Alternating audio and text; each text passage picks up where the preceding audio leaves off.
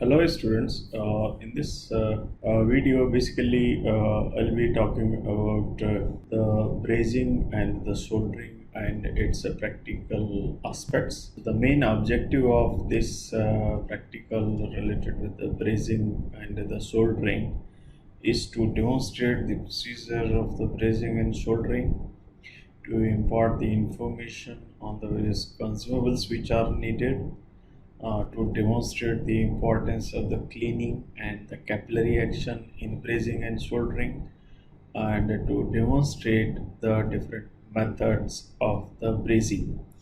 So now through with the help of the videos we will be able to see the different aspects related with the brazing. Brazing is a type of fusion welding process which is similar to gas welding yet different.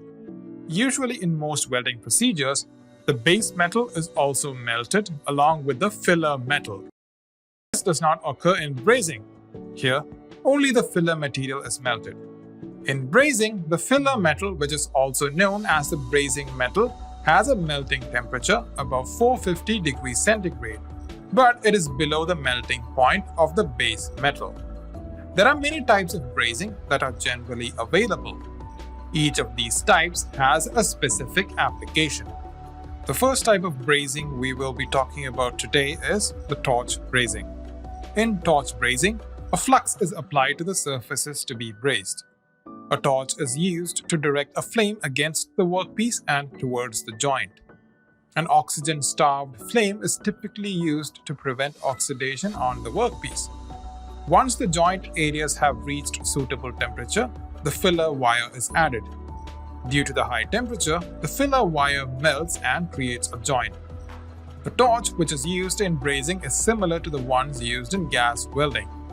The fuels used in the torch vary based on the type of workpiece and filler used. Acetylene is used if the filler or workpiece has very high temperature tolerance, as acetylene burns at almost 3000 degrees centigrade. The torch brazing is mostly performed manually. The skill of the workers is crucial, as they must be employed to control the flame, manipulate the handheld torch, and also properly judge the temperature of the flame. This is done to ensure that a proper joint is obtained. Next is furnace brazing. In this type of brazing, a furnace is used to supply heat for brazing and is used to mass produce parts. It is suited for medium to high production rates of components. In furnace brazing, the parts and the brazing metal are loaded into the furnace. They are then heated to brazing temperature. This melts the brazing metal, which fuses the joints. The workpiece is then cooled and removed. The next type of brazing is dip brazing. In dip brazing, a molten salt bath or a molten metal bath is used as a heat source. The workpiece and the brazing metal are immersed in the molten bath. The molten salt bath generally has a molten mixture of fluxing ingredients, whereas in the metal bath method, the filler material which is used to join the workpiece is the heating medium. The molten metal is drawn into the joint by capillary action during submersion. Dip brazing method is generally used in places where the workpiece has a lot of joints. So, by dipping it in salt or metal baths, it is much easier to fuse the joints faster. The next type of brazing is called braze welding. Braze welding is somewhat similar to gas welding, where a filler wire is used to join two or more pieces of material. In gas welding, both the base metal and the filler are melted and then fused together on solidifying. Whereas in braze welding, the joint consists only of filler metal. This is because the base metal does not melt and therefore is not fused to the joint as in conventional fusion welding processes. Braze welding is most commonly used in repair work of pipes, beams, etc.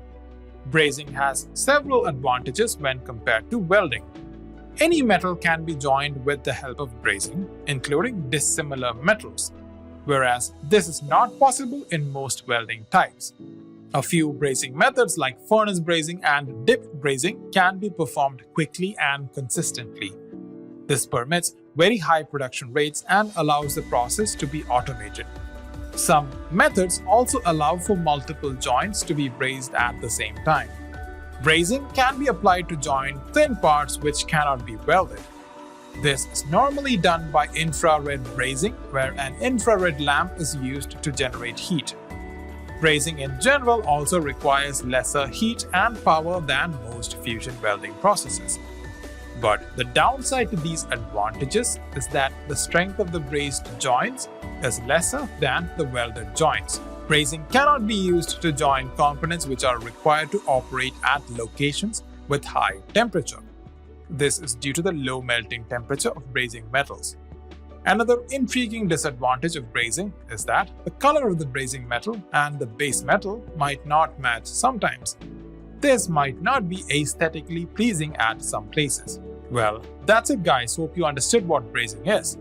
Fluxes for brazing typically contain fluorides, chlorides, borax, borates, fluoroborates, alkalis, wetting agents, and water. Fluxes are available in many forms, including liquids, pastes, powders, and preforms. Various methods are used to apply brazing flux to the joint, with the most common being brushing, spraying, or dipping. Fluxes, when heated, can be toxic if inhaled, so proper safety precautions must be taken during their use. The type of filler metal used for brazing depends on the base metal or materials being joined. The most common filler metals include aluminum silicon, copper, copper phosphorus, magnesium, silver, and nickel alloys. Filler metals each flow within specific temperature ranges and are available in many forms, including wire, foil, paste, powder, and preforms.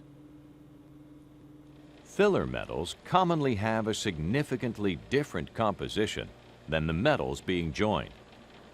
Proper filler metal selection is important to avoid problems such as galvanic corrosion or formation of brittle intermetallic compounds within the joint.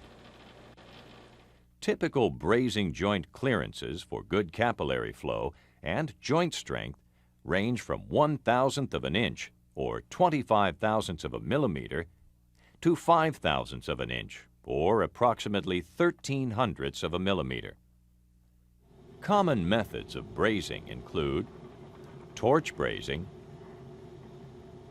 furnace brazing, dip brazing, and induction brazing.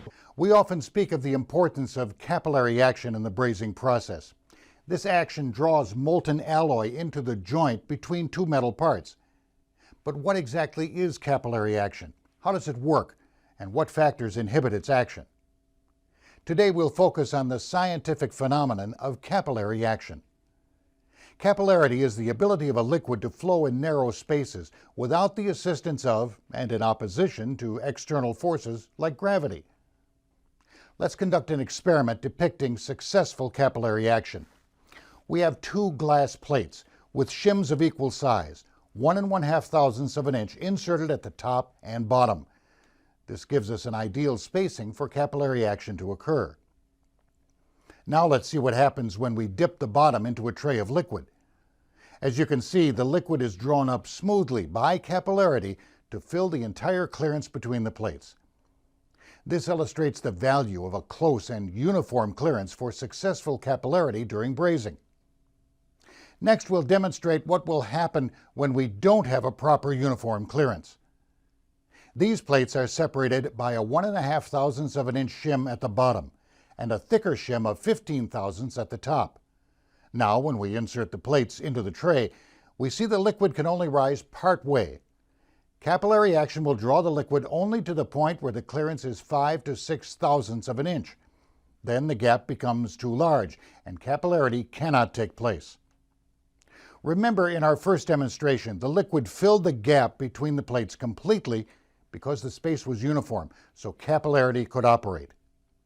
For our next experiment, we have glass plates separated by shims representing an ideal uniform clearance of 1.5 thousandths of an inch. But inside, the surfaces of the glass have been marked with greasy fingerprints. When we insert these plates into the tray, the liquid rises to fill the gap. However, it leaves voids where the oily surfaces interfere with capillarity. If this were a braze joint, it would not be a sound one. From these illustrations, we can understand several principles relating to capillarity and brazing. First, joint gaps must be of correct uniform size for capillary action to occur. Variation in spacing will affect the success of your brazing operation because capillarity will be compromised. Second, cleanliness counts in brazing. Parts that are not properly cleaned may carry grease or other debris, which will impede the process of capillarity. Successful capillary action, the process that allows alloys to flow into the joint between two metal parts, is crucial to successful brazing.